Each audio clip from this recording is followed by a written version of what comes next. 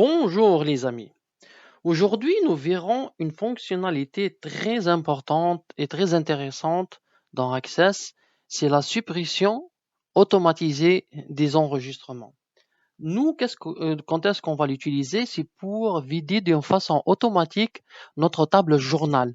Bien sûr, vous savez que dans les vidéos précédentes, on a fait du VBA pour faire la journalisation. Bien sûr, avec le temps, on n'a plus besoin de ces informations-là. Et pour alléger notre base de données, on doit se débarrasser des données.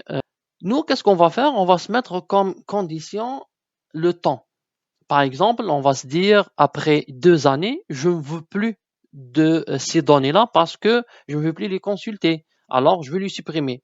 Mais pour les faire d'une façon automatique, sans avoir à les gérer, c'est ça l'astuce qu'on va voir aujourd'hui. Bien sûr, on va aller feuille de propriété dans le formulaire de démarrage comme on avait auparavant ou du lancement ou le formulaire, la page d'accueil. Parce que quand on va lancer notre base de données, la première des choses qu'il va faire, c'est qu'il va lancer ce formulaire-là en premier, pardon. Et nous, on veut que dès que ce formulaire-là se lance, il y a un automatisme qui se passe en arrière. D'accord?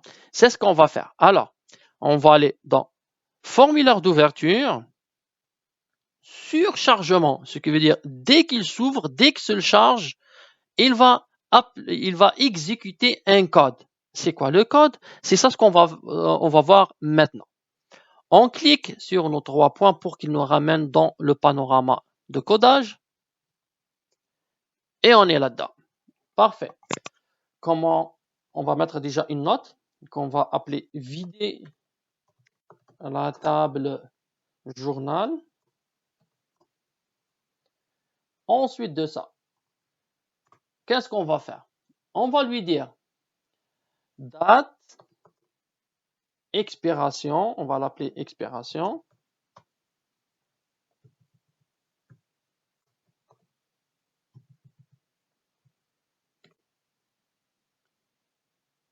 On va la déclarer. Pardon, j'ai oublié dim. On va la déclarer. Pardon, j'ai roulé trop vite. Il faut faire attention. Ça va être format date. Parfait. Maintenant, qu'est-ce qu'on va lui donner comme valeur? Ça va être date, expiration égale. Et on va ajouter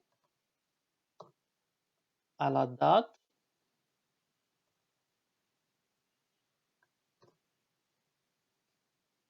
ce qui veut dire ça, c'est l'année moins 2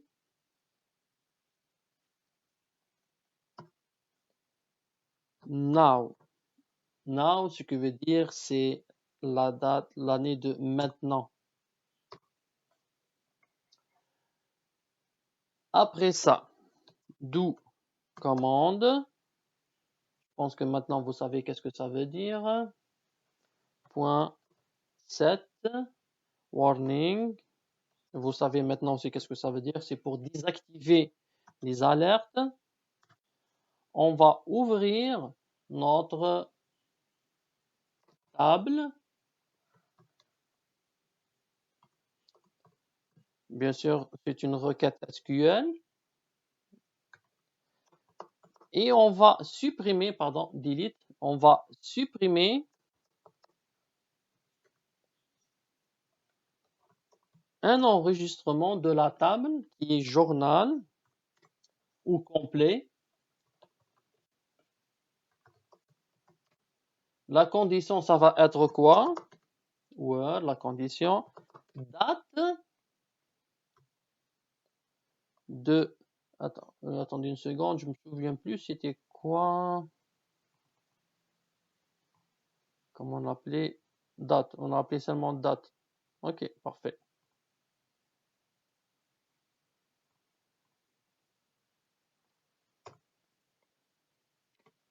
Inférieur ou égal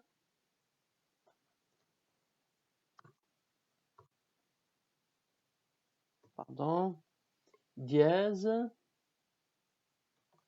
double cote, concaténation, date, expiration. Bien sûr, on va l'écrire bien comme il faut pour que ça soit bien clair. Et après ça, la concaténation, les double cotes, notre dièse et point, virgule et encore on ferme avec les double cotes. Je vous explique la logique derrière. Ici, on a dit date expiration égale quoi? C'est la date add, ça c'est une fonction qui nous permet de calculer de jouer avec les dates, là, de faire des calculs. On lui a dit année, ce qui veut dire que tu vas prendre seulement l'année, c'est year, c'est année en anglais, moins 2 à propos de l'année de maintenant, ce qui veut dire on va prendre la date maintenant, d'aujourd'hui. Supposons qu'on est je donne un exemple, on est en 2021, mais je donne seulement un exemple pour arrondir les choses là. Supposons qu'on est en 2019, par exemple. D'accord? Moins 2, ça nous donne quoi? Ça nous donne 2017. D'accord? Après ça, on va affecter cette valeur qui est 2017 à cette date-là. Peu importe le mois et le jour. Après ça, on va venir ici. Qu'est-ce qu'on va lui dire? Tu supprimes de la table journal, ok, tout, ce qui veut dire tout le contenu de la ligne de l'enregistrement, si la date qui était enregistrée dans la table journal est inférieure ou égale à la date d'expiration. Supposons que nous, on a fait notre enregistrement de la journalisation en 2018 et qu'aujourd'hui, on est en 2019. 2019 moins 2, ça nous donne 2017. Ce que veut dire ici, ça va être 2018 inférieur ou égal à 2017. Est-ce que c'est vrai? Non, c'est pas vrai. Après ça, on va aller en 2020. 2020 moins 2, ça va nous donner quoi? 2018. Et la date, elle sera affectée à cette date d'expiration. Après ça, on vient ici, tu supprimes de la table journal. Qu'est-ce que tu vas supprimer? Where la condition? Si date de la journalisation est inférieure ou égale à la date d'expiration. La date de la journalisation, on a dit que c'était 2018 et on est en 2020, moins 2, ça donne 2018. Oui, la date, elle est inférieure ou égale. Et là, elle est égale. Et là, il va supprimer, après 2 ans, il va supprimer ce enregistrement-là. Bien sûr, là, quand je dis 2017, 2018 ou bien 2019, ça inclut le jour et le mois. Par exemple, ici, la date, si elle est exemple, là, le 23 mars 2018, et que là, oui, c'est par exemple 2018, mais c'est le 1er janvier. Là, il ne va pas le supprimer, là, parce que ce n'est pas la date ici ni inférieure ni égale. D'accord? C'est ça l'astuce, là. C'est que dire, on concatène après ça le tout, là. C'est mois et jour et année. C'est ça la logique derrière ça. Et ça va se faire automatiquement, bien sûr, sans qu'on aura à intervenir là-dedans. Comme j'ai dit ici, c'est le set warning, on le désactive pour qu'il ne demande pas la confirmation de la suppression. Après ça, on va remettre notre set warning parce que bien sûr, on va en avoir besoin. Et ça va être cette fois-ci à true. Et on va exécuter notre table.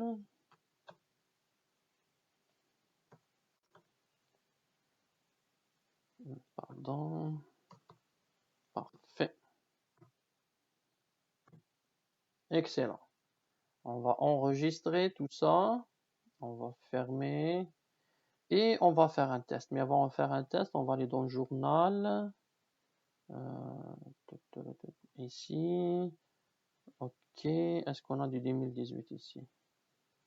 OK. On va changer un petit peu les dates, c'est seulement pour faire les tests. là, on va pas passer toute la journée là-dessus. On va mettre ici 2017. Là, on va mettre 2016. Là, on va mettre 2018. Et là, on va mettre 2014. Ça va être assez et suffisant pour faire le test.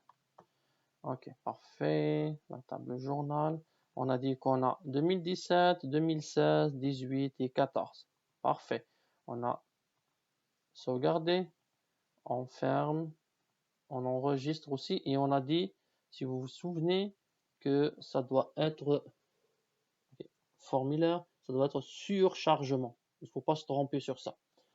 Si je ferme maintenant ma base de données et que je la redémarre, qu'est-ce qui va se passer? On va faire le test. Je lance et je vais voir. Parfait. C'est mon formulaire d'ouverture qui est lancé. Mais moi, je voulais savoir qu'est-ce qui s'est passé dans la table journal. Si je vais dans la table journal, en consultation pour voir mes enregistrements. Et voilà, tous les enregistrements qu'on a enregistrés, qui sont moins de 12 ans, ça fait plus de 12 ans qui ont été enregistrés, sont supprimés. 2014, 2016, 17 et 18. Ça va vous sauver énormément de temps et que vous n'aurez pas à gérer cette table-là. Elle va speeder toute seule et elle va se remplir toute seule comme on avait dans les vidéos précédentes de la journalisation. C'est-à-dire que vous avez deux actions que vous allez automatiser sans avoir à les gérer. Et ça va vous sauver énormément de temps. Cette vidéo est finie pour aujourd'hui. Bien sûr, si vous avez des questionnements, si vous avez des commentaires, si vous voulez proposer des choses, comme d'habitude, dans les commentaires, et ça me fera plaisir de vous répondre. Si vous voulez aussi me contacter sur ma page Facebook, sur ProdExpert, vous êtes les bienvenus. Sur ça, je vous dis bonne journée ou bonne soirée, ça dépend l'heure à laquelle vous êtes en train de regarder la vidéo. Salut!